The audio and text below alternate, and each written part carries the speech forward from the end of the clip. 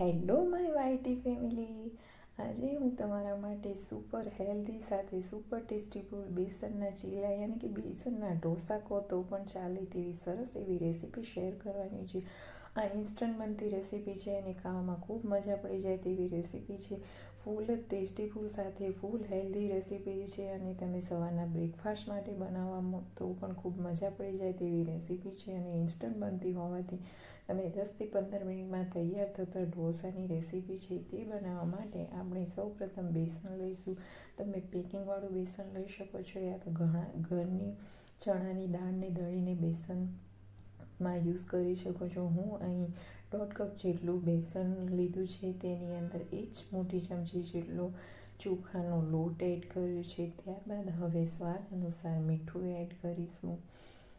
1 ચમચી જેટલી હળદર એડ કરીશું. ત્યારબાદ તેને સરસ એવું મિક્સ કરવાનું છે. એકદમ મિક્સ થઈ ગયા બાદ હવે આપણે તેમાં ધીમે ધીમે પાણી એડ કરતા જઈશું અને તેને સરસ એક જ ડાયરેક્શનમાં ફેટેલું બેટર બનાવવાનું છે.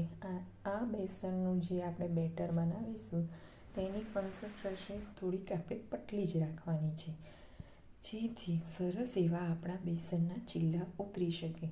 વિડીયોમાં દેખાવ્યા પ્રમાણે ધીમે ધીમે આપણે પાણી એડ કરતા જઈશું અને આવી રીતે એક જ ડાયરેક્શનમાં ફેટીશું, જેથી બેસનના બેટરમાં કોઈ પણ પ્રકારની ગુટલી પડે નહીં અને પાણી ધીમે ધીમે એડ કરતા જઈશું. તમે વિડીયોમાં દેખાય છે તે પ્રમાણે એક જ ડાયરેક્શનમાં ફેટીને આપણે બેટરને રેડી કરવાનું છે. ખૂબ જ ટેસ્ટીફુલ નાસ્તો બને છે અને ઇન્સ્ટન્ટ બનતો હોવાથી ખાવાની ખૂબ મજા પડી જાય તેવો ટેસ્ટી નાસ્તો છે. એકવાર જરૂરથી બનાવજો અને કેવું લાગ્યું તેની કોમેન્ટ મારા સાથે શેર કરજો. ખૂબ જ ટેસ્ટીફુલ રેસીપી છે, સાથે સાથે ખાવામાં એટલી હેલ્ધી પણ છે અને બચ્ચોથી લઈને મોટા બધાને જ ખૂબ ટેસ્ટીફુલ લાગતી રેસીપી છે.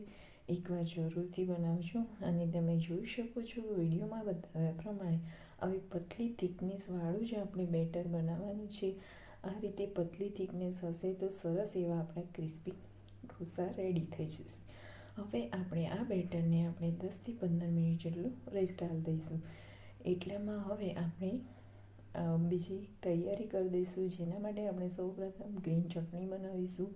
આ ચટણી ના બનાવો તો પણ ચાલે, પરંતુ વધારે ટેસ્ટીફુલ ખાવાની મજા પડી જાય તેના માટે મેં બાજુમાં ગ્રીન ચટણી બનાવી છે, જેમાં કોથમીર, પુદીનાના પત્તા, 2 તીખા લીલા મરચાં, 3થી 4 નંગ જેટલા લસણની કળીઓ, આદુનો નાનો ટુકડો, સેવ, તમે ચણાનો લોટ પણ એડ કરી શકો છો ના હોય તો, અને લાસ્ટમાં લીંબુ એડ કરવાનું છે. અહીં હું મીઠું એડ કરવાનું રહી ગયું હતું, પરંતુ પછી મેં લાસ્ટમાં મીઠું સ્વાદ અનુસાર એડ કર્યું છે. અને જ્યારે તમે ફાઇન પેસ્ટ બનાવો ત્યારે તેમાં સહેજ પાણી પણ એડ કરવાનું છે. અને આપણે આ ગ્રીન ચટણી સહેજ મીડિયમ થિકનેસવાળી જ રાખીશું, જેથી ચીલા સાથે ખાવામાં ખૂબ મજા પડી જાય. તમે જોઈ શકો છો બરફના ટુકડા નાખવાને કારણે એકદમ ગ્રીન સરસ એવી આપણી ચટણી રેડી થઈ ગઈ છે. હવે આપણે આ ચટણીને એક બાઉલમાં કાઢી લઈશું અને ખૂબ જ ટેસ્ટીફુલ આપણી આ ચટણી રેડી થઈ ગઈ છે. ત્યારબાદ હવે આપણે તેને સાઈડ કરી અને હવે આપણે બધા વેજીટેબલનું કટિંગ કરીશું. તેના માટે મેં એક ચોપિંગ બોર્ડ ઉપર ઓનિયન ઝીણી કટ કરી અને સરસ એવી કટ કરી દીધી છે. તમે જો ચોપરની મદદથી પણ કટ કરી શકો છો, પરંતુ મને હાથથી કરેલું કટિંગ ખૂબ જ ગમે છે, માટે હું અહીં હાથના કટિંગથી જ ટામેટું, ડુંગળી, કેપ્સિકમ, ગાજર અને લાસ્ટમાં ગ્રીન ચીલી પણ લીલા મરચાં જે મેં કટ કરી દીધા છે અને બધું જ કટિંગ થઈ ગયા બાદ હવે આપણે તેને અલગ અલગ રાખીને પણ તમે ઢોસા બનાવી શકો છો. હું આ બધું જ કટિંગને એક બાઉલમાં લઈ લઈશ, જેથી ખૂબ જ ચટપટા ટેસ્ટ સાથે આપણું બેટર રેડી થઈ જાય. માટે મેં એક બાઉલમાં આ બધું જ કટિંગ કરેલું વેજીટેબલ નીકાળી લીધું છે. આમાં તમે કોર્ન કે બીજી પણ તમને ભાવતી બધી સબ્જી એડ કરી શકો છો. જે મારી ખૂબ જ ટેસ્ટીફુલ બને છે. હવે મેં એના ઉપરથી આવી રીતે પનીરને છીણી લીધું છે. જો તમને પનીર ના ગમતું હોય તો તમે સ્કીપ પણ કરી શકો છો. મેં અહીં પનીરને આ રીતે છીણી લીધું છે. ત્યારબાદ તેને સરસ એવું મિક્સ કરી દીધું છે. આ રીતે આપણું સ્ટફિંગ સરસ એવું રેડી થઈ ગયું છે. આ રીતે જો તમે સ્ટફિંગ રેડી કરશો તો તમને ખૂબ જ સરળતાથી ઢોસાના બેટર ઉપર ફેલાવી શકશો.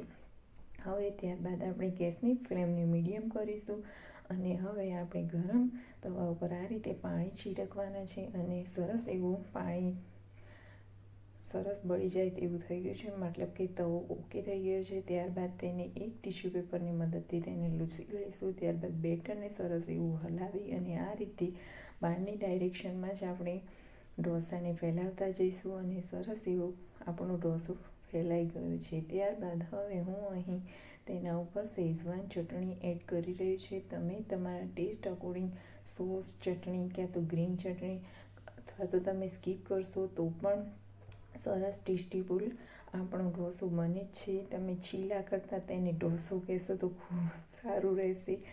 આ એક જાતનો ઇન્સ્ટન્ટ બનતો ઢોસો છે. તેના ઉપર આ રીતે ચટણીને સરસ એવું ફેલાવી લો. ત્યારબાદ આપણે જે સ્ટફિંગ રેડી કર્યું છે તેને હાથની મદદથી જ આ રીતે ઉપર છોટું છોટું નાખી દઈશું, જેથી સરસ એવું આપણું સ્ટફિંગ પથરાઈ ગયું છે. ત્યારબાદ હવે આપણે ઉપરથી તેમાં ચીઝને એડ કરવાનું છે. આ રીતે ચીઝને છીણવાનું છે, જેથી ખૂબ જ ટેસ્ટીફુલ, હેલ્ધી, ચટપટા ટેસ્ટવાળો આપણો ઢોસો રેડી થઈ ગયો છે. ધીમેથી તેને હવે મીડિયમ આંચ જ રાખવાની છે, જેથી આપણું ઢોસું નીચેથી દાઝે નહીં અને સરસ એવું બધું સબ્જી ચડી જાય. તમે હવે તેને રોલ કરી અને તૈયાર છે આપણું ક્રિસ્પી સરસ એવું ઢોસો. આમાં તમે સહેજ ઓઇલ પણ એડ કરી શકો છો અને જો તમારે ઓઇલ સ્કીપ કરવું હોય તો તમે સ્કીપ પણ કરી શકો છો. આમાં બટર એડ કરશો તો પણ સરસ એવું ટેસ્ટ આવે છે, પરંતુ મારા જોડે અવેલેબલ નહોતું માટે મેં તેને સ્કીપ કર્યું છે. આ રીતે રોલ કરી અને આપણો ઢોસો રેડી થઈ ગયો છે. तैयार है આપણું ઢોસું. Like share and subscribe. मिलते हैं नेक्स्ट वीडियो में. तब तक के लिए हर हर महादेव.